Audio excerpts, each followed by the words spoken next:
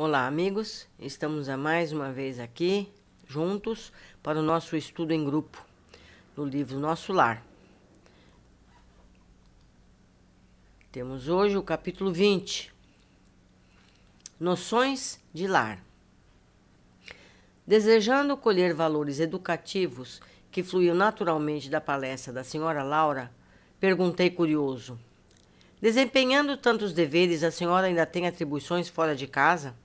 Sim, vivemos numa cidade de transição. No entanto, as finalidades da colônia residem no trabalho e no aprendizado. As almas femininas aqui assumem numerosas obrigações, preparando-se para voltar ao planeta ou para ascender a esferas mais altas. Mas a organização doméstica em nosso lar é idêntica à da Terra? A interlocutora esboçou umas faces muito significativas e acrescentou: o lar terrestre é que, de há muito, se esforça por copiar o nosso instituto doméstico. Mas os cônjuges, por lá, com raras exceções, estão ainda a moldar o terreno dos sentimentos, invadido pelas ervas amargosas da vaidade pessoal e povoado de monstros do ciúme e do egoísmo. Quando regressei do planeta a última vez, trazia, como é natural, profundas ilusões. Coincidiu, porém, que da minha crise de orgulho ferido, fui levada a ouvir um grande instrutor no Ministério do Esclarecimento. Desse dia, de nova corrente de ideias me penetrou no espírito. Não poderia dizer-me algo das lições recebidas? Indaguei com interesse. O orientador, muito versado em matemática, prosseguiu ela, fez-nos sentir que o lar é como se for um ângulo reto nas linhas do plano da evolução divina. A reta vertical é o sentimento feminino, envolvido nas inspirações criadoras da vida. A reta horizontal é o sentimento masculino, em marcha de realizações no campo do progresso comum. O lar é o sagrado vértice, onde o homem e a mulher se encontram para o entendimento indispensável. É o templo onde as criaturas devem unir-se espiritual antes de corporalmente. Há na Terra agora grande número de estudiosos das questões sociais que aventam várias medidas e clamam pela regeneração da vida doméstica. Alguns chegam a asseverar que a instituição da família humana está ameaçada. Importa considerar, entretanto, que a rigor o lar é conquista sublime que os homens vão realizando vagarosamente, onde, nas esferas do globo, o verdadeiro instituto doméstico, baseado na harmonia justa, com os direitos e deveres legitimamente partilhados? Na maioria, os casais terrestres passam as horas sagradas do dia vivendo a indiferença e o egoísmo feroz. Quando o marido permanece calmo, a mulher parece desesperada. Quando a esposa se cala humilde, o companheiro tiraniza. Nem a consorte se decide a animar o esposo na linha horizontal de seus trabalhos temporais, nem o marido se resolve segui-la no voo divino à ternura e ao sentimento, rumo aos planos superiores da criação. Dissimulam em sociedade e na vida íntima. Um faz viagens materiais de longa distância, quando o outro comenta o serviço que lhe seja peculiar. Se a mulher fala dos filhinhos, o marido excursiona através dos negócios e o companheiro examina qualquer dificuldade do trabalho que lhe diz respeito. A mente da esposa volta ao gabinete da modista.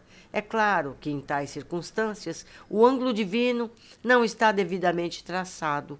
Duas linhas divergentes tentam em vão formar o vértice sublime, a fim de construírem um degrau na escalada grandiosa da vida eterna.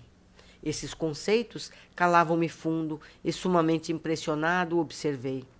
Senhora Laura, essas definições suscitam um mundo de pensamentos novos.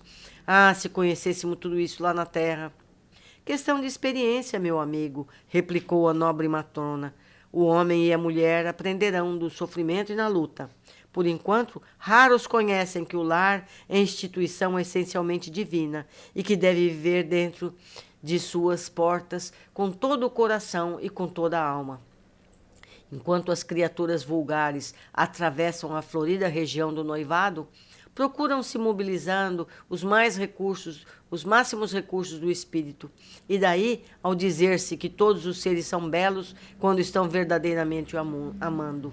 O assunto mais trivial assume singular encanto nas palestras fúteis. O homem e a mulher comparecem aí na integração de suas forças sublimes, mas logo que recebem a bênção nupcial, a maioria atravessa os véus do desejo e cai nos braços dos velhos monstros que tiranizam os corações. Não há concessões recíprocas, não há tolerância e, por vezes, nem mesmo fraternidade. E apaga-se a beleza luminosa do amor, quando os cônjuges perdem a camaradagem e o gosto de conversar. Daí em diante, os mais educados respeitam-se, os mais rudes mal se suportam. Não se entende. Perguntas e respostas são fórmulas em vocábulos breves. Por mais que se unam os corpos, vivem as mentes separadas, operando em rumos opostos. Tudo isso é pura verdade, aduzi comovido. Que fazer, porém, meu amigo? Replicou a bondosa senhora. Na fase atual evolutiva do planeta, existem na esfera carnal raríssimas uniões de almas gêmeas, reduzidos matrimônios de almas irmãs ou afins, esmagadora porcentagem de ligações de resgate. O maior número de casais humanos é constituído de verdadeiros forçados sob algemas. Procurando retornar o fio das considerações sugeridas por minha pergunta inicial, continua a genitora de Lísias. As almas femininas não podem permanecer inativas aqui. É preciso aprender a ser mãe, esposa, missionária, irmã. A tarefa da mulher no lar não pode circunscrever-se às tantas lágrimas de piedade ociosa e de muitos anos de servidão. É claro que o movimento coevo do feminismo desesperado constitui abominável ação contra as verdadeiras atribuições do espírito feminino. A mulher não pode ir ao duelo com os homens através de escritórios e gabinetes, onde se reserva a atividade justa do espírito masculino. Nossa colônia, porém, ensina que existem nobres serviços de extensão do lar para as mulheres. A enfermagem, o ensino, a indústria do fio, a informação, os serviços de paciência representam atividades assaz expressivas. O homem deve aprender a carrear para o ambiente doméstico a riqueza de suas experiências, e a mulher precisa conduzir a doçura do lar aos labores ásperos do homem. Dentro de casa, a inspiração. Fora dela, a atividade. Uma não viverá sem a outra. Como sustentar-se o rio sem a fonte? É como espalhar-se a água da fonte sem o leito do rio? Não pude deixar de sorrir ouvindo a interrogação. A mãe de Lísias, depois de longo intervalo, continuou. Quando o Ministério do Auxílio me confia crianças ao lar, minhas horas de serviço são contadas em dobro. O que lhe pode dar ideia da importância do serviço maternal no plano terreno. Entretanto, quando isso não acontece, tenho meus deveres dioturnos nos trabalhos de enfermagem, com a semana de 48 horas de tarefa. Todos trabalham em nossa casa, a não ser a minha neta convalescente. Não temos qualquer pessoa da família em zonas de repouso. 8 horas de atividade no interesse coletivo. Diariamente.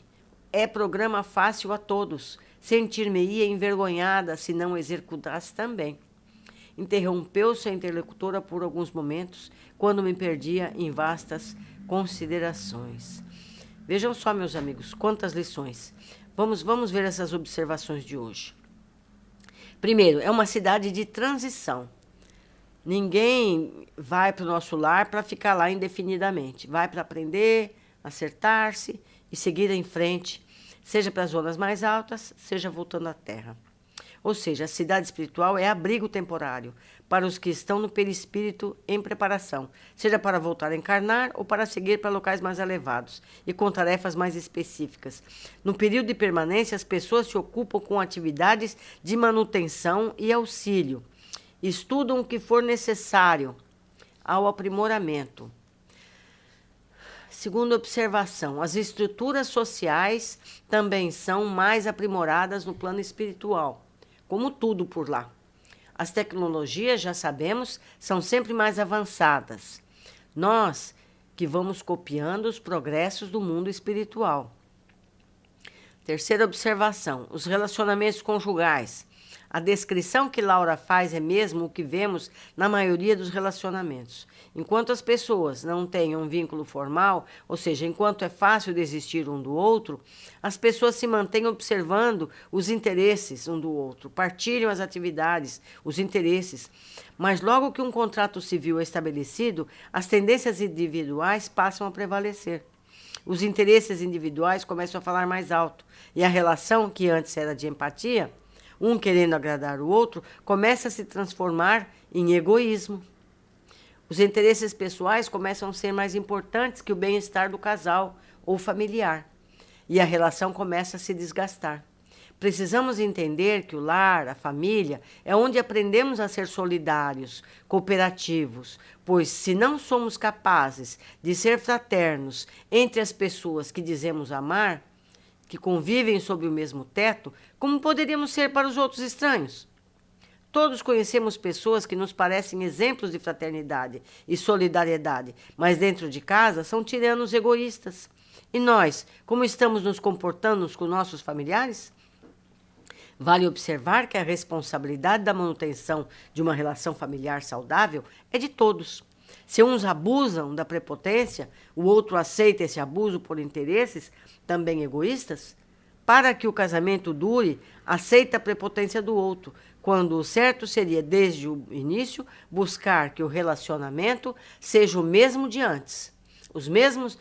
O mesmo podemos observar em relação com os nossos filhos. Muitos pais se julgam donos dos filhos, quando, na verdade, nossos filhos foram postos sob a nossa guarda temporariamente, para serem educados e amados, para serem pessoas boas em evolução. Muitos pais ou superprotegem, mantendo o filho incapaz de se cuidar e gerir-se, ou são prepotentes, formando o indivíduo submisso ou revoltado. As duas formas são resultado do egoísmo. Precisamos rever os sentimentos que nos movem, fazer ao outro o que desejamos que nos façam. É a regra de ouro em todos os relacionamentos.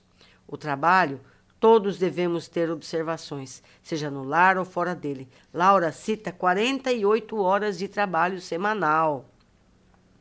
Vocês viram, meus amigos, como tudo é muito semelhante? Mais uma vez, temos muito a meditar. Vamos observar tudo que lemos, vamos avaliar a nós mesmos. E, por favor, se encontrarem algum esclarecimento que não foi abordado, alguma coisa interessante que vocês gostariam de discutir mais, por favor, seja no Facebook, seja aqui no YouTube, seja no nosso encontro pessoal. Aguardo as considerações de todos. Um abraço e até a próxima.